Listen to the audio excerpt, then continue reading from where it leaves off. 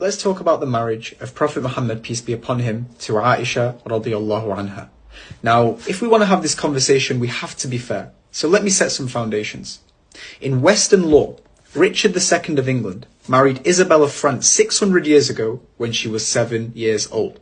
And whenever historians talk about this marriage, it's always about how amazing it was and how it brought peace between England and France. No mention of age. And the Prophet's marriage was more than double 600 years ago. In the Bible, Mary married Joseph when she was 12 and he was 90. Also in the Bible, Rebecca married Isaac when she was 3 years old. In Jewish law, according to Jacob Neusner's book, A History of Mishnaic Law of Purities, women are ready for marriage at 3 years and 1 day old. About 100 years ago in England, the age of consent was 12. Today in Japan, it's 13. Today in parts of Mexico, it's 12. You see, now that I've laid the foundations from both a secular perspective and a religious perspective, we can now be fair. So what does Islam say when it comes to the age of consent?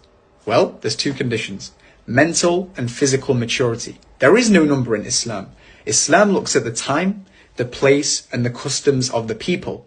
In other words, you can't just compare a 12-year-old today that has food given to her on a plate, water on tap, central heating, comfortable beds, iPads and games, to a 12-year-old that was born 1400 years ago in the middle of a harsh desert with no guarantee of food and in need to work from an early age. You just can't compare the two. The customs are different, meaning one has to mature much quicker. And this study will show you why. Notice how in the past, mental and physical maturity are coupled together all the way until the present moment where there is now a mismatch. Why? Because of social complexity and nutritional overload. Take a screenshot. And finally, just know that for 13 centuries, not a single Islamophobe or critic of Islam raised this marriage of an issue. It's only in the last century that people have surfaced it because they're using the customs of today to explain the customs of yesterday, when we know that is not the case and history speaks for itself.